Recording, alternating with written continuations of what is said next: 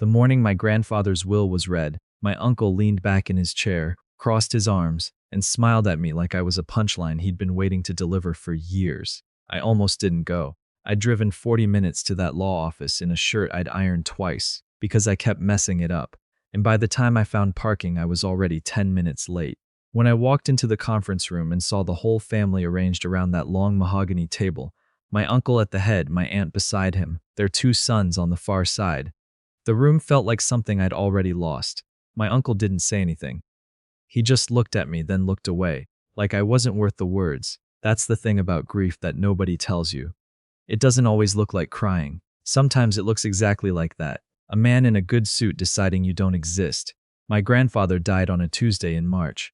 He was 79 years old, and he went in his sleep, which the hospice nurse told us was a mercy. I sat with him the night before. I held his hand and talked to him about nothing. The weather, a project I was working on, whether the Brewers had any shot that season. I don't know if he heard me. I'd like to think he did. I called my uncle the next morning to tell him. He said, "I'll make the arrangements," and hung up before I could say anything else. That was the last real conversation we had before the reading. Let me go back, because none of this makes sense without the beginning. My father left when I was 4. I don't have a clear memory of him, just an impression, a large presence that one day simply wasn't there anymore.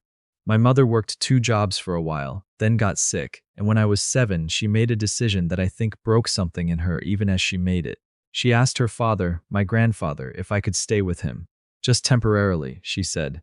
Just until she got back on her feet. I lived with my grandfather for the next 11 years. He wasn't a soft man. He didn't hug me every morning or tell me he was proud of me on a regular schedule. He showed up to things. That was how he loved.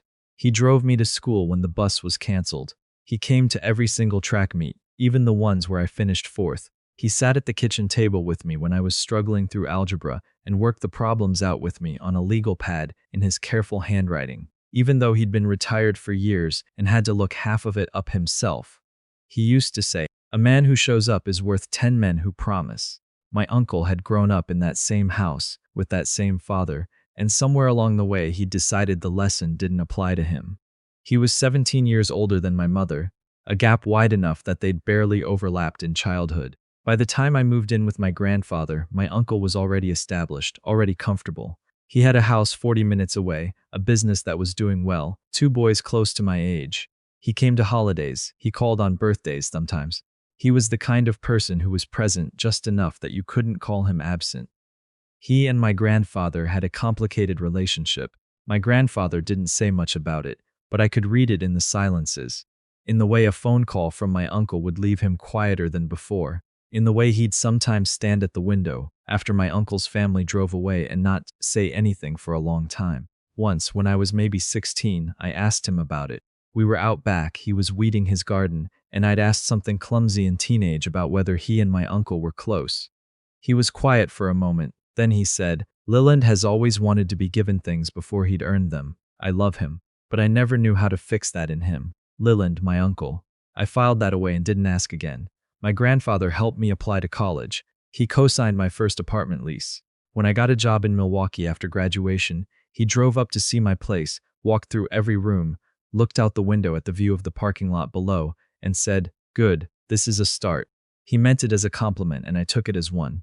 We talked on the phone every Sunday. That was our thing. I'd call at 11.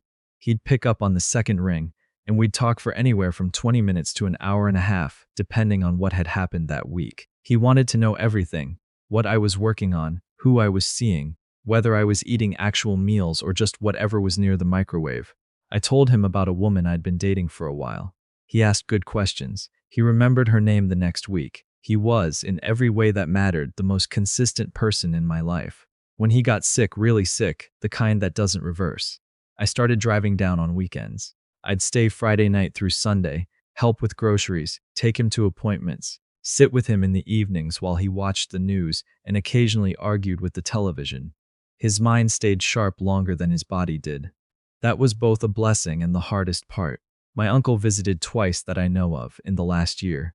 I know because my grandfather mentioned it, each time with a particular flatness in his voice that I'd learned to recognize. He wasn't angry. He was past anger by then. He was just noting it, the way you note the weather. My grandfather had a lawyer named Stanton. Arthur Stanton, who had an office downtown in a building with an old brass directory by the elevator, the kind with plastic letters you have to slide in by hand. He'd handled my grandfather's affairs for 20 years. When my grandfather died, Stanton contacted the family to arrange the reading of the will. I wore the iron shirt. I drove the 40 minutes. I walked into the conference room late and found my uncle already seated like he was chairing the meeting. Stanton was a compact man in his late 60s, with reading glasses he wore on a chain around his neck, and a manner that was professionally warm without being sentimental. He thanked everyone for coming. He offered water. He opened his folder. My uncle was already leaning forward. The will was straightforward in its first sections. Some specific items, furniture, tools, a watch, distributed to various people, including my uncle. A charitable donation to a foundation my grandfather had supported for years. Then Stanton paused and set down the main document. He picked up a separate envelope. I was instructed, he said, to read the contents of this letter aloud before the disposition of the primary estate is announced. These are your father's and grandfather's words directly. My uncle glanced at me. Not the smile this time, something sharper. Stanton unfolded the letter and began to read. I have thought carefully about how to do this. I have thought about it for years, if I am being honest. Not because the decision was difficult. It was not. But because I wanted the explanation to be complete. I've spent my life believing that a man should be able to look another in the eye and say plainly what he means. This is me doing that one last time, in the only room where I can still require everyone to listen. The room was very quiet. My aunt set down her water glass. My grandson came to live with me when he was 7 years old. At the time, his mother needed help, and I gave it the only way I knew how, by opening my door and keeping it open. What I did not expect was what I received in return. I expected to provide.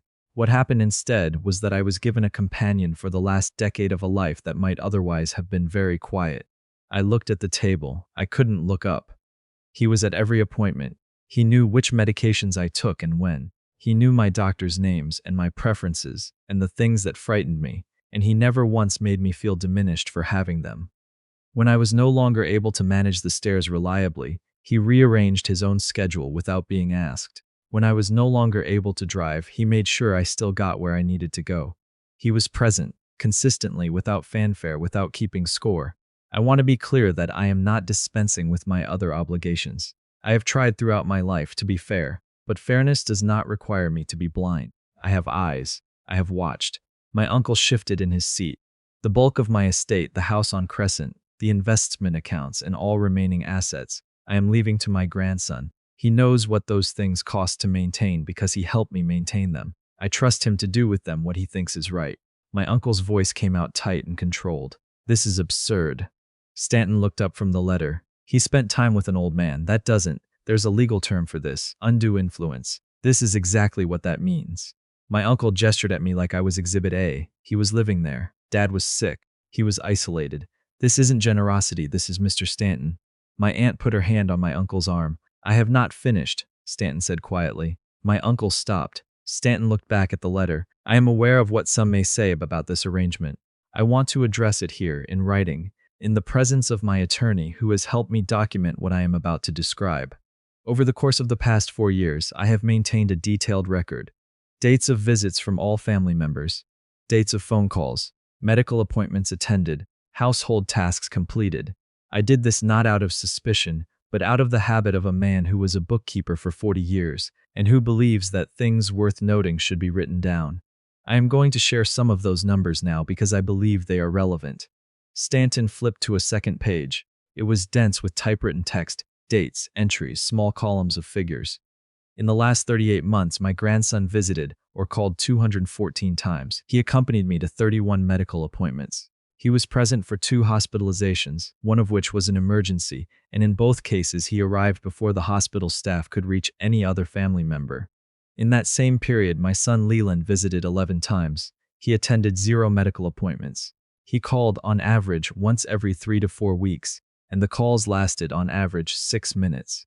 I am not saying this to wound him. I am saying it because the record exists and because he will challenge this document, and I want him to understand in advance that I thought of that.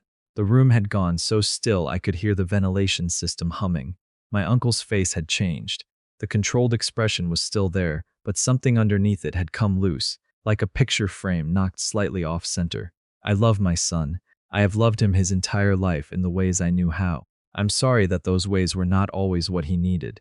But love is not a debt, and inheritance is not a dividend paid out for being born. My grandson did not ask for what I'm giving him. He just showed up. For 11 years as a child, and then again when I needed him. I hope one day that Leland understands that the only thing I ever wanted from him was the same. Stanton set down the letter and folded it carefully. No one spoke. My uncle looked at me for a long moment. I held his gaze this time. I didn't feel triumphant. I didn't feel angry. I felt, if anything, sad. For a version of the family we might have been if things had gone differently. If my uncle had made different choices. If my grandfather had known how to bridge that gap before it got too wide. I'll contest it, my uncle said finally. That's your right, Stanton said. I'll take it to probate. I'll bring in witnesses. Mr. Leland. Stanton removed his glasses from their chain and folded them. I should tell you that your father and I anticipated this possibility and spent considerable time ensuring this document would withstand scrutiny. The record he kept is comprehensive. The letter was composed over a period of 18 months, with witnesses at each session. If you choose to contest, that is of course your prerogative. But I've been doing this for a long time and I want to be honest with you about what that process would likely look like. My uncle stood up. His wife stood up beside him. Their sons followed a half-second later, in the way people do when they're following a signal they've learned not to question. At the door, my uncle turned back once. He didn't say anything to me. He looked at Stanton. He turned our father against us. Stanton waited until the door closed. Then he gathered his papers and slid the envelope with the letter across the table to me. He wanted you to have the original, he said. I sat there for a while after the room emptied. Stanton gave me the space and stepped out to speak with his assistant. I stared at the envelope in my hands. Heavy cream paper, my grandfather's handwriting on the front, spelling out my name in the careful block letters he'd always used. The same handwriting that had worked through algebra problems with me at a kitchen table 20 years ago. I thought about the Sunday phone calls. 11 o'clock, second ring. Every week for years, wherever I was. I thought about the track meets he came to, including the ones where I finished fourth. I thought about what he'd said in the garden the summer I was 16. Leland has always wanted to be given things before he'd earned them. He'd known, even then. He'd known what was coming. He'd just been thorough about it. That's the thing about a man who shows up. He also thinks ahead. My uncle did not contest the will. I heard later through my mother that he'd consulted 2 attorneys who'd both told him what Stanton had told him. I don't know if that was the whole reason, or if some part of him read my grandfather's letter again and understood something he hadn't wanted to understand the first time. I sold the investment accounts and kept the house. I've been going through his things slowly, room by room, the way you do when you're not ready to be done. I found his garden notes in a binder in the utility room, years of planting schedules, frost dates, what worked and what didn't. I found the legal pads from when he helped me with homework, still in a box in the closet. My name at the top of the first page in his handwriting. A whole column of algebra problems with the wrong answers crossed out and the right ones written beside them.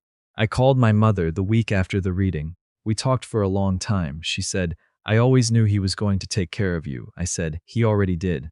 That was the whole point. There are people in your life who make you better by simply being consistent. No grand gestures, no dramatic declarations. They just show up, again and again, until one day you realize that everything you know about reliability and steadiness you learned by watching them. My grandfather was that person for me. He didn't leave me money to make a point. He left me what he had because he trusted me with it. The way he trusted me with his time and his house and his difficult last years.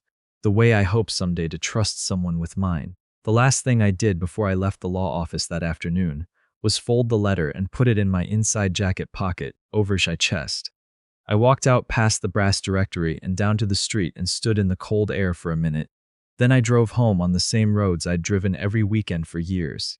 Nothing looked different. Everything was.